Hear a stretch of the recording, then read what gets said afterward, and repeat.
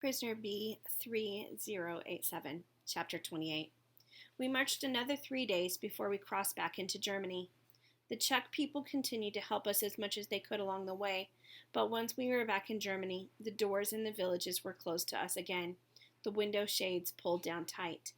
If the Germans didn't see us, they didn't have to think about us, but we left enough dead bodies in the ditches that they would know we'd been through. I made my bread last as long as I could, but there was no way I could march for another 3 days. Neither could any of the other prisoners from the looks of our ragged ranks. How close was Dachau? How much longer would it take us to get there? Would any of us be alive to see it? The Nazis must have been thinking the same thing. On the afternoon of the 6th day, we came to a tiny depot where a train waited for us. The capos split us up, Jews in one train car, Poles in another, and we were loaded on. In a third car, the Nazis loaded in wooden crates. Our documents, one of the other prisoners told me. They send them along with us wherever we go, the monsters. They like to keep track of who they kill and how they do it. It seemed like an awful lot of trouble to go through for traitors to the fatherland. The cattle car was crowded and unsanitary like all the rest, and there was no food or water but what we brought with us. At least we weren't walking anymore, which was a small mercy. A day and a night passed in the train. I drifted in and out of sleep, swaying on my aching feet, but was awakened by the sound of an explosion. Kaboom!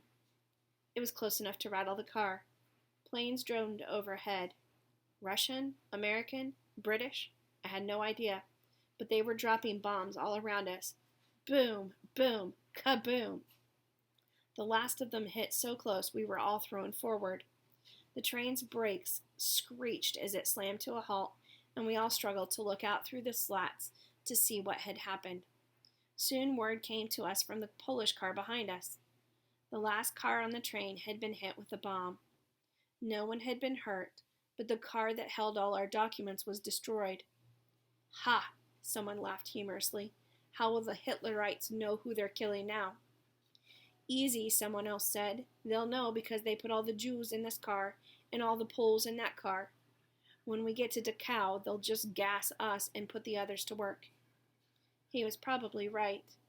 They didn't know our names anymore, but we still had our Jewish stars on our uniforms, ragged and torn though they were, and we were all in the Jewish car. As long as they kept us together, they could herd us all right into the gas chambers, which gave me an idea. I found the Jewish star on my jacket. It was dirty and falling apart. Remembering my work sewing uniforms, I bit at the seams that held it onto my jacket until I could rip it off. They'll kill you for that, the man next to me said, watching me. They'll kill him for wearing it too, another man said. I didn't listen. I had a plan. The place where the star had been sewn on was cleaner and newer looking than anywhere else on the jacket, and you could still see the outline of the star. That would give me away for sure. I slipped my jacket off and put it on the floor, rubbing it around with my foot. When I picked it back up, it was filthy all over, including the place where the star had been. Good. Now, at least I would look the part.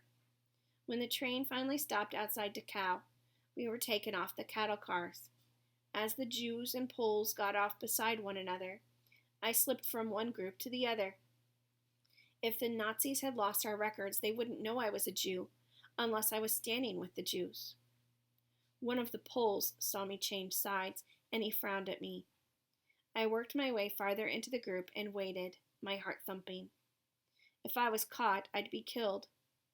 I remembered back home in Krakow, people sometimes mistook me for a Gentile. I hoped the Nazis would be fooled.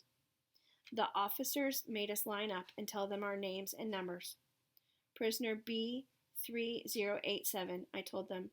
My name is Jan Zinli.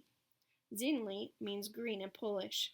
My real last name, Gruner, meant greener in German.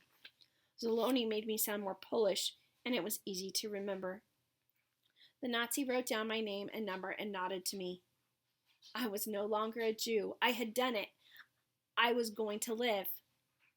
That boy's a Jew, someone said. It was the man who'd seen me cross over. He pointed at me. He came over from the other car when we got here. The blood drained from my face. A capo grabbed me and raised his club to hit me. Wait, I cried. I was born Jewish, but I never practiced. I lied. I never went to synagogue. All my friends were Poles, Christian Poles. I went to church with them. I'm not a Jew. If you were born a Jew, you're a Jew, the SS officer said. He marked through my name on his sheet. Put him with the others where he belongs.